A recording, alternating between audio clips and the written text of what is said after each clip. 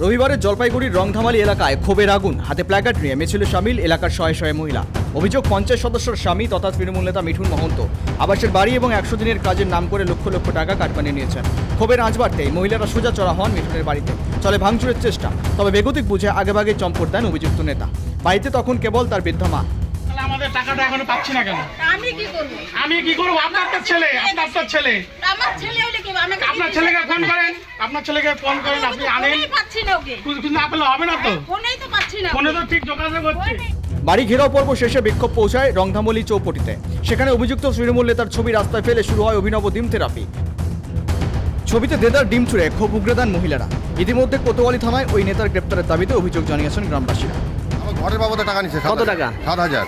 কে নিয়েছে? এটা নিচে মিঠুন বলছে, নিতাই নিছে, নিতাই হাতের থেকে টাকা নেওয়া। সেগুলো? হ্যাঁ, মোস্তানি করে বেড়াইতো সবসময়, আমাদেরকে ধমকি দিয়ে বেড়াইতো সবসময়। তৃণমূল নেতার বাড়িতে কাটমানি টাকা নিচে, মানুষের ভয় দেখে টাকা নিচে, বাড়ি ফেলার ভয় দেখে অনেক লোকের কাছে টাকা নিচে। 100 দিনের টাকা থেকেও নিছে। 100 দিনের কাটমানি নিয়েছে। তারপরে 20,000 10,000 করি ঘর দিয়ে টাকা নিচে 10,000 20,000 করি। কেউ 10 টাকা ইন্টারেস্ট সুদে করে এনে মিঠুন মহন্তকে টাকা দিয়েছে। কেউ এখনো কান্নাকাটি করছে, কারো বাড়িতে ঘর দেবে বলে টাকা নিয়েছে কিন্তু ঘর দেয়নি, এখনো কাউকে ঘর দেয়নি।